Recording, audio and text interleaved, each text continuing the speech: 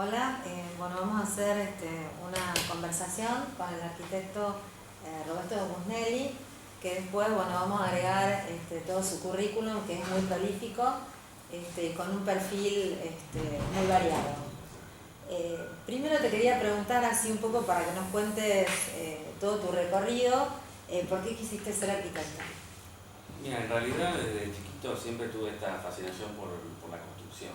Siempre recuerdo que jugaba con los bloques y con ese tipo de juguetes, y cuando me preguntaban qué quería hacer, qué iba a hacer cuando sea grande, decía ingeniero de puentes y caminos. Así que venía por ese lado. Después eso derivó en arquitectura, pero siempre tuve como un ADN de fascinación por la construcción, por proyectos, por la casa. Así que es innato, nunca tuve dudas, siempre dije que iba a estar vinculado por lo menos a esta área de la construcción, ¿no? También leí que vos naciste en Tucumán. Sí. ¿Te viniste a estudiar a Buenos Aires o...? Sí, pasé primero por Bahía Blanca de muy chico, por mi padre. En realidad mi padre lo iba trasladando por su trabajo y terminamos en Buenos Aires, pero ya sí, me queda básicamente el DNI de Tucumán porque al año ya salí de la provincia, si bien tengo familia y sigo la tradición tucumana de los grandes arquitectos tucumanos también, pero básicamente mi formación fue toda en la Universidad de Buenos Aires y la experiencia también profesional mayormente se concentra en Buenos Aires. Sí, por eso te decía esto de cómo fue tu recorrido, porque estuve leyendo que empezaste a trabajar en toda tu carrera y tuviste aproximaciones también de investigación con Sarkis. Bueno, que me Sí. cuentes un poco de eso.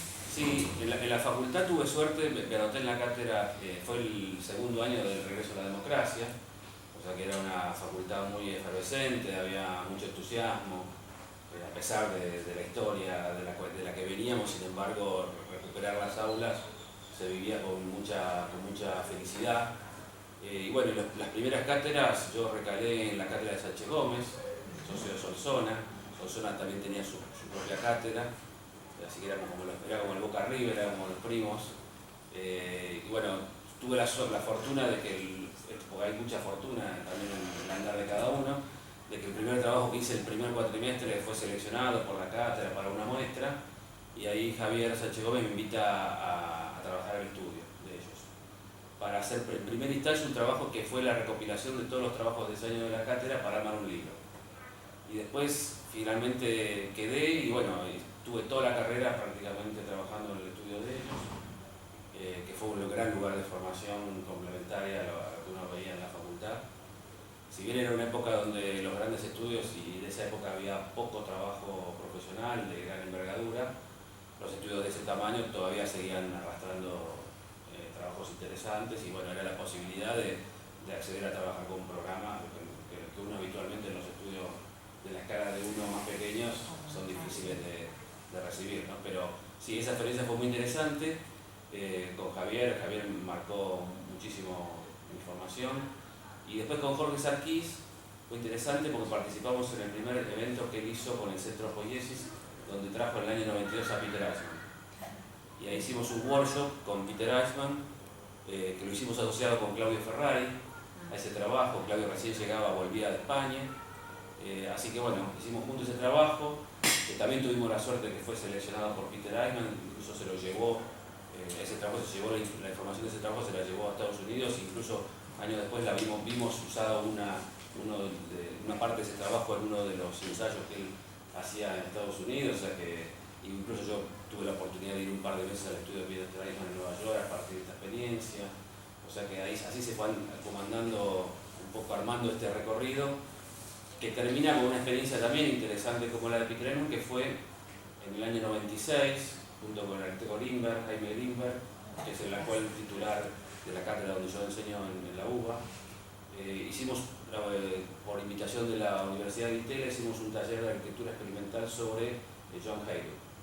Y tuvimos la oportunidad de construir durante 2 años, hacer un taller de dimensionamiento de una de estas piezas que Hayduk imaginaba, y la pudimos construir frente a la Fundación Proa. Así que ese fue una experiencia también excepcional, te diría casi al valor de un posgrado, porque me permitió viajar a Nueva York, estar en contacto con John Hayduk, corregir el proyecto, seguir de cerca su mirada material de la arquitectura, que tenía una aproximación mucho más lúdica que la tradicional. O sea que, bien, como decías vos, hay Muy experiencias formativa. variadas que me ayudaron a por ahí a tener un perfil más amplio y no tan encasillado, ¿no? Dentro de una mirada específica de la disciplina, sino que con la oportunidad de poder ver De tu currículum. otras cosas, ¿no? Yo en otra pregunta un poco ya la respondiste y te preguntaba cómo surgió tu carrera formativa en lo académico y cómo vinculaste lo artístico y la investigación con la arquitectura. Lo que, o sea, me destacaste también fue esta cuestión, cómo te empezaste a incorporar también en la investigación a lo largo de tu carrera, ¿no? Como estudiante. Sí. Pero si querés agregar algo. Y ahí también tuvo mucho que ver Sánchez Gómez, porque así como trabajaba en el estudio, después cuando me recibí me ofrecieron quedarme en la cátedra dando clases. Uno empieza, bueno, a hacer todo el derrotero, ¿no? Empieza haciendo como ayudante, después va creciendo, va tomando a cargo un grupo, después jefe de trabajo práctico. O sea, hice prácticamente todas las jerarquías dentro del taller de Javier. Después, bueno, tuve la oportunidad de ganar el concurso regular en la universidad y bueno, me fui a la cátedra de Jaime Grimberg, que actualmente estoy ahí enseñando. Y después el tema de investigación yo creo que viene a través de estas experiencias que te comentaba antes. Yo creo que este abordaje que hace Jorge del Centro de Poiesis, de entender a la disciplina como una disciplina donde se debería investigar, esta idea que él tiene de que es necesario hacer una teoría del proyecto, ¿no? que es muy combatida, desde otras miradas. A mí me seduce muchísimo esta idea de poder desarrollar investigación proyectual. Tratar de entender cuáles son los métodos o la forma de sistematizarla, esa proyección, que es difícil, porque tiene un abordaje que por un lado combina cuestiones disciplinares, pero con otras cuestiones que son más intangibles, lúdicas, ¿no? Que también impactan sobre las estrategias del proyecto. Entonces me parece que es un desafío interesante que la disciplina aborde esa área de investigación, pero desde la disciplina, no adaptándose a formatos de investigación que habitualmente están diseñados para las ciencias y las tecnologías, que reconocen otros inputs y otras maneras de acercarse a los temas y a los problemas. Entonces me parece que el desafío está en nosotros, en tratar de nosotros de codificar una forma de poder sistematizar estas investigaciones proyectuales, porque también es verdad que hay muchos trabajos proyectuales que quieren ser investigaciones pero que no terminan siendo una investigación, ¿no? Entonces bueno, es un camino difícil a explorar, pero me parece que es muy interesante y me parece que lo más interesante de todo es que la palabra la tenemos nosotros, ¿no? Yo siento que la palabra la tenemos los arquitectos, digo. Sí. Digo, en ese sentido, ¿no? Y me parece que la disciplina tiene la palabra en cuanto a definir cómo debería ser ese campo o cómo transitar ese campo de investigación proyectual, ¿no? Porque los formatos son muy rígidos. Nosotros tenemos poca cabida en los pedidos de financiamiento tradicionales que habitualmente los investigadores tienen acceso. Nuestro formato es un formato muy cuestionado todavía desde las ciencias y la tecnología, ¿no? Entonces, bueno, ahí me parece que hay un desafío, una oportunidad y bueno, nosotros somos creativos, así que tenemos que poder resolverlo. Bueno, hablamos de proyecto y enseñanza. Contanos un proceso proyectual de alguna obra en particular. Relacionás tu obra con otros arquitectos a los cuales utilizás como referencia y también vinculás, si podés, cómo utilizás la maqueta para que hables un poco en el proceso, cómo aparece esta herramienta de la cual vos sos especialista. También un poco esto de que cuentes un proceso. Justamente antes estuvimos charlando de la obra de la ESMA, que me parece paradigmática dentro de tu currículum, y quizás si querés podés contarnos esa, ¿no? Dale. Sí, la maqueta para mí es una herramienta fundamental. Está muy influida mi formación a partir del reconocimiento de la maqueta, tanto con Javier Sánchez Gómez o con Jaime Grimberg después, sobre todo, la incorporación de la maqueta como herramienta de proyecto es una herramienta fundamental. Yo creo que es una herramienta que no ha cesado en su vigencia, todo lo contrario, me parece que es un complemento fantástico de la herramienta digital. Mucha herramienta digital necesita en algún momento de ese proceso de aproximación al espacio y a la forma, necesita incluso la necesidad de validarla físicamente, ¿no? para eso se han desarrollado tantas herramientas de transferencia tecnológica entre la herramienta digital y la materialización que han aparecido, ¿no? Están sistemas de maquetas 3D, digamos. Me parece que eso es fruto justamente de la necesidad, incluso de esta mirada de la arquitectura última que tiene que ver con lo paramétrico, incluso la necesidad de verificar físicamente las piezas, ¿no? Y me parece que en ese sentido la maqueta es fundamental. Nosotros con Jaime Klumer fundamos el Museo de Maquetas de la FADU, que tiene ya 25 años de vigencia, es parte de la agenda de los museos de la Ciudad de Buenos Aires. Hacemos la noche de los museos ahí, es increíble porque van 2.000 personas a la Ciudad Universitaria, que es un lugar muy alejado de la ciudad, y sin embargo se pone muy concurrido, público de todas las edades, porque también la maqueta tiene como objeto esa fascinación, que es una traducción directa, sin intermediación del espacio y de las cualidades materiales, que yo creo que no ha perdido su seducción en ese sentido. Y en el proceso de proyecto, ¿cómo interactúas vos? Y todo el tiempo hacemos maquetas.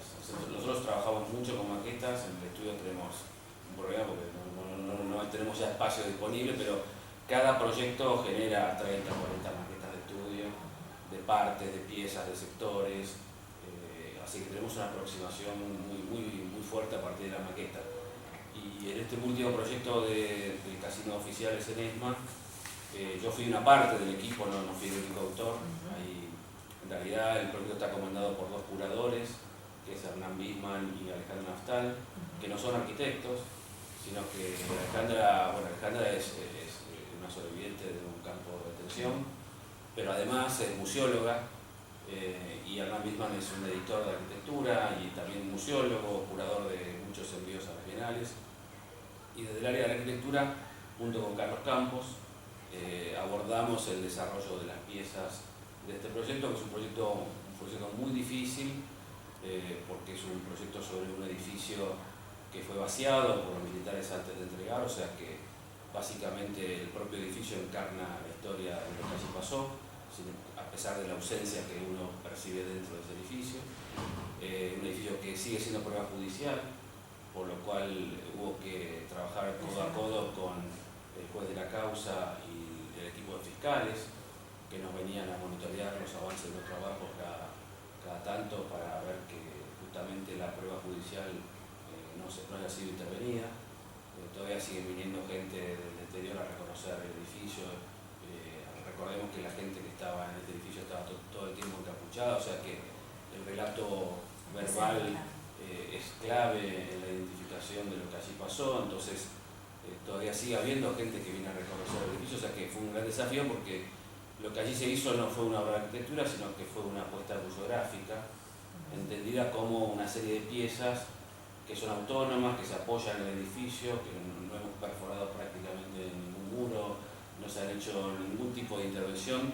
Se ha sí trabajado sobre una serie de patologías que tenía el edificio estaba en muy mal estado por filtraciones de agua, inundaciones, los sótanos estaban hace años con más de 2 metros de agua, o sea que tenía un estado de avance de deterioro muy importante, y lo que se hicieron fue trabajar sobre esas patologías para detener el deterioro del edificio, pero no se lo ayornó y se lo dejó en el estado en que se lo encontró. Y básicamente las piezas que se pusieron adentro son piezas que son soportes museográficos para que haya textos, imágenes. Hay muchos testimonios de los juicios de ESMA. Básicamente lo interesante del proyecto es que al museo lo cuentan los sobrevivientes. Vos en cada sector que entras hay una proyección sobre las paredes del edificio donde los sobrevivientes que han vivido sus experiencias en ese lugar cuentan en primera persona lo que allí pasaba.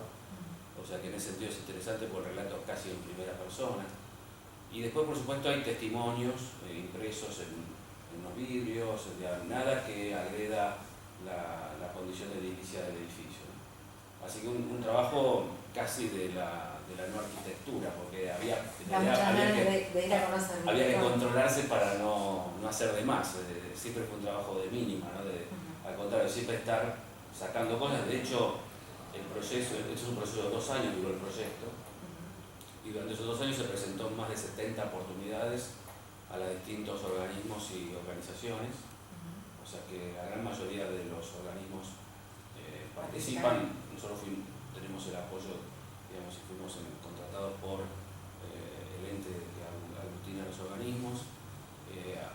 eso ha habido disidencias, mucha gente con justa razón también entendiendo que en ese lugar no había que hacer nada. Claro. Pero bueno, otras miradas, pero bueno, privó la mirada de que la realidad es que había que preservar este lugar para las futuras generaciones y que se pueda seguir contando lo que allí sucedió, ¿no? Pero bueno, un trabajo muy difícil porque es un trabajo de mucha síntesis y de extremar los cuidados prácticamente en las pocas intervenciones que se hicieron, ¿no? Y bueno, un poco relacionando esto, estos tres proyectos se encuentran en línea con tu ideología.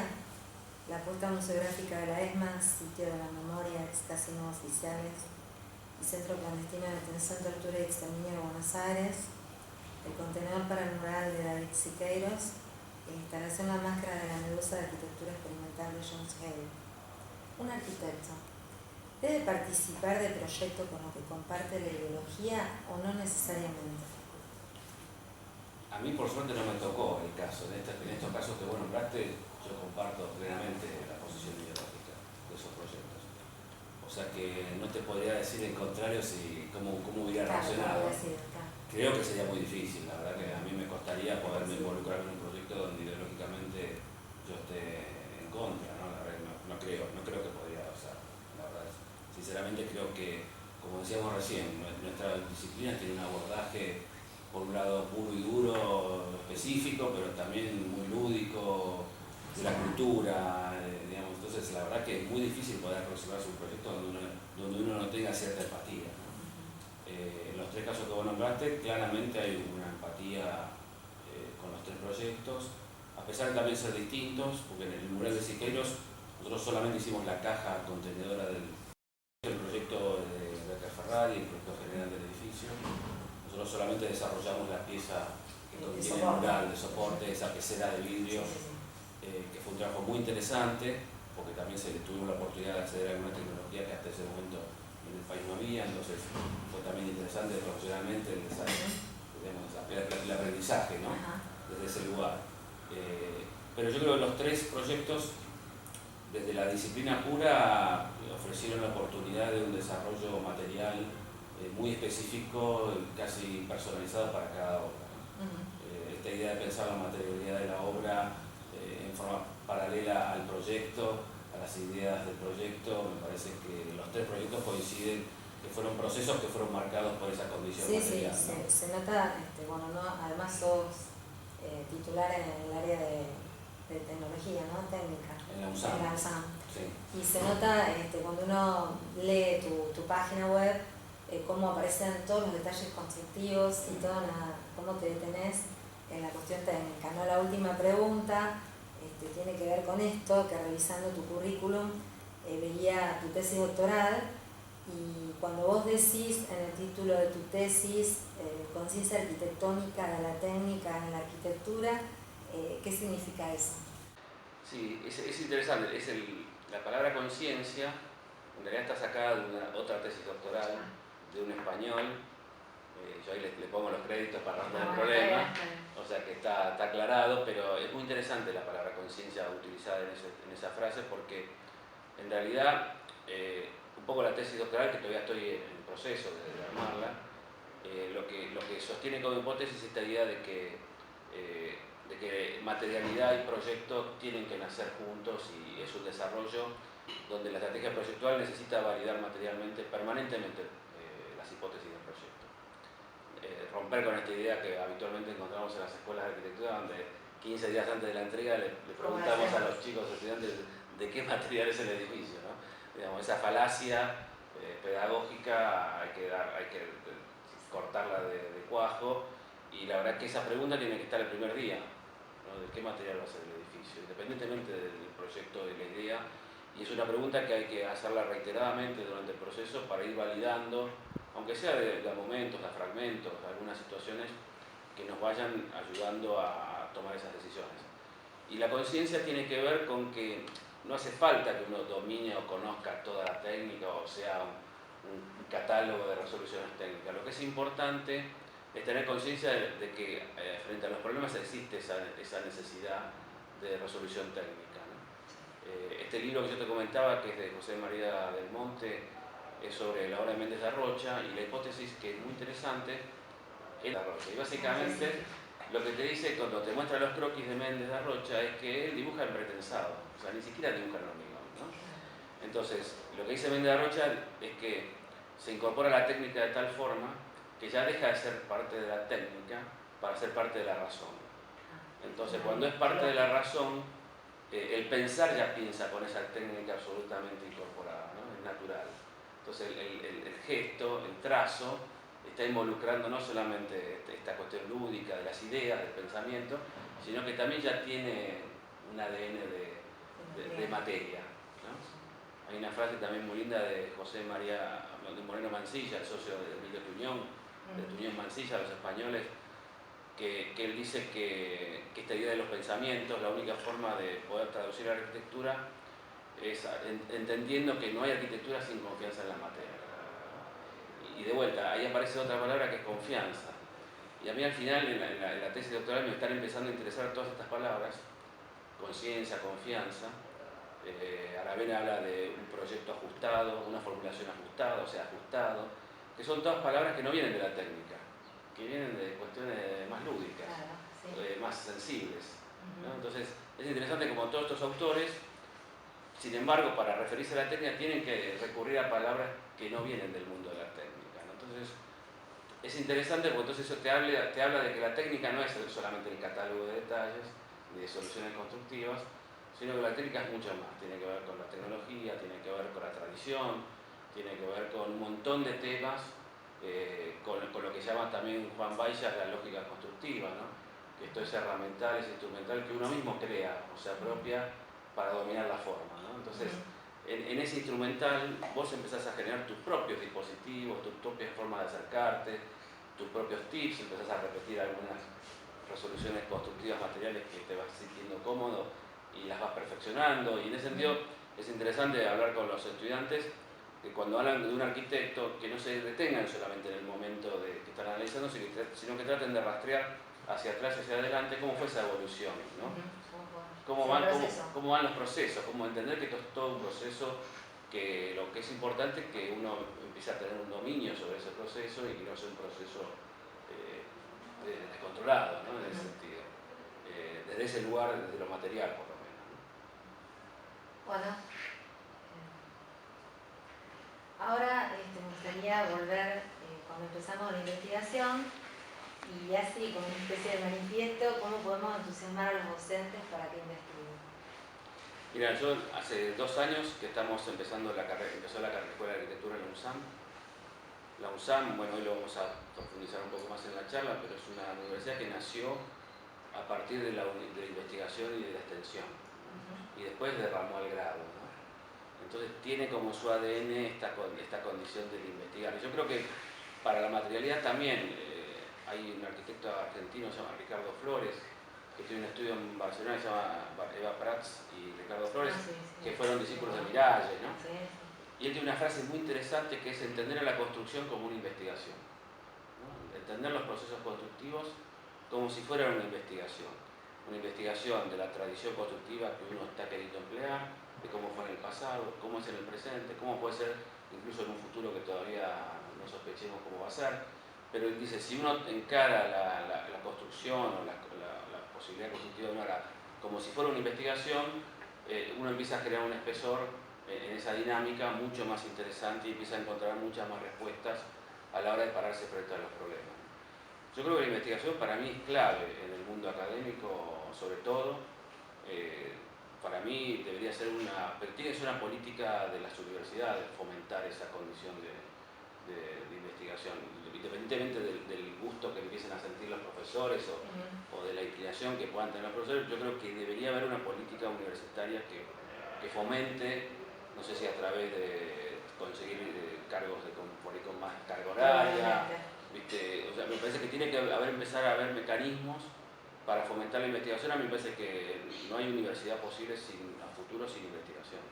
O sea, me parece que las universidades que no investiguen, me parece que a corto plazo empiezan a perder espesor en ese sentido. Me parece que es una retroalimentación permanente de la investigación, y en ese sentido es interesante que la investigación alimente el grado, ¿no? Digamos, que los temas de investigación derramen al grado, que la investigación alimente el grado, no solamente en programas y temáticas, sino en nuevas formas de abordaje de la arquitectura. Hoy estamos todavía en un mundo muy cambiante, o sea que hay posibilidad de que las disciplinas ensanchen sus límites, que no sean tan duras. Y me parece que en ese sentido la investigación es el lugar donde uno debería estar probando esas cosas para después poder bajarlas al grado, ¿no?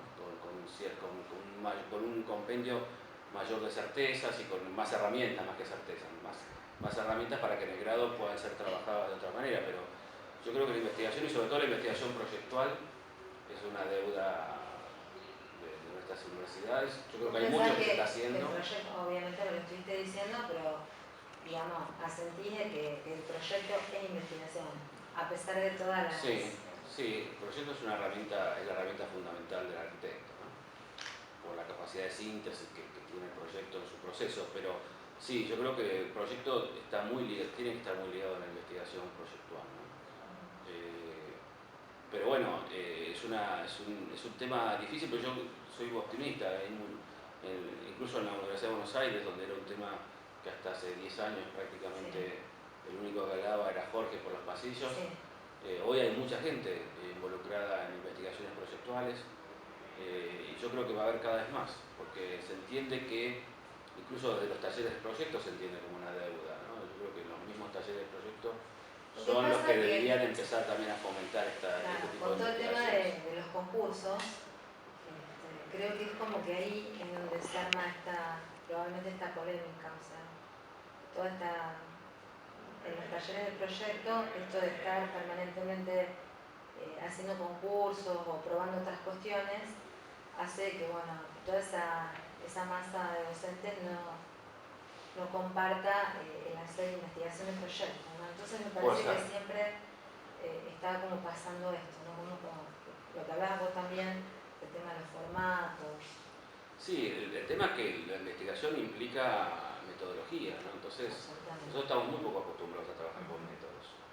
Entonces implica sistematizar, implica desarrollar una metodología, probar hipótesis, ¿no? Que es un hábito también poco frecuente entre los arquitectos. Entonces es un mundo que hay que explorar, pero que también te obliga a estudiar, a seguir estudiando y a seguir creando herramientas, porque es un abordaje donde nosotros nos metemos en un mundo donde hay mucha gente con muchos años antes haciendo esas cosas, y nos ponen en un brete siempre cuando aparecemos nosotros, porque nuestras investigaciones a flor de piel parecen como más livianas, entre comillas, ¿no? Y después el otro tema, me parece que el otro tema para poder difundir más en la cantidad de para que haya más investigadores, son las temáticas, porque me parece que las temáticas tradicionales en la arquitectura siempre estuvieron muy vinculadas a las áreas históricas, que está muy bien, hay laburos muy interesantes de autores, de distintos arquitectos, ¿no? Han aparecido un montón de obras, de libros en los últimos años de arquitectos argentinos que han sido investigados, estudiados. La verdad que esa parte está muy bien. O abordajes más tecnológicos, que están más vinculados a la ciencia y la tecnología, ¿no? De desarrollos tecnológicos específicos. Pero en el área del proyecto hay muy poco. Entonces me parece que lo que también habría que empezar a hurgar es ver, bueno, cuáles son las temáticas proyectuales que deberían investigarse. Posibles, ¿no? O temáticas proyectuales, en el caso mío la tesis doctoral es una temática proyectual material, ¿no? Es la técnica, cómo la técnica se cruza con el proyecto en la enseñanza, ¿no? Entonces digo, bueno, por ahí eso sería cuestión de empezar a vislumbrar nuevos temas. Claro, me parece que el campo proyectual es un campo, para mí, con un potencial enorme para investigar, ¿no? Yo te cuenta lo mismo que decía Jorge, aquí esta necesidad que él dice y sostiene que es necesario empezar a elaborar una teoría del proyecto, ¿no? Entonces, bueno, me parece que ahí hay un desafío importante. Pero las universidades tienen que apoyar esa... No alcanza con que haya intenciones. Bueno, sino... esta jornada es una manera de, está muy bien. Incentivar esto, ¿no? Está muy bien. Sí, por eso a mí me parece fundamental esta jornada, porque es abrir, porque también hay mucho de tabú en el tema de investigación, ¿no? En cuanto a que que es algo solamente relegado al campo científico. Sí, yo Las escuelas de arquitectura están poco vinculadas a la investigación, entonces me parece que estas jornadas que ayudan a difundir, a generar una conciencia y a mostrar sobre todo de qué se trata, a mí me parece fundamental. Hay que arrancar. Sí, fundamental, fundamental. Bueno, quiero darte las gracias de mi parte por esta entrevista y también en nombre de los arquitectos, docentes y estudiantes que integran esta facultad, quienes seguramente van a recorrer tu obra con el mismo entusiasmo que yo lo hice y bueno, muchas gracias. No, gracias a ustedes por la invitación. Bueno.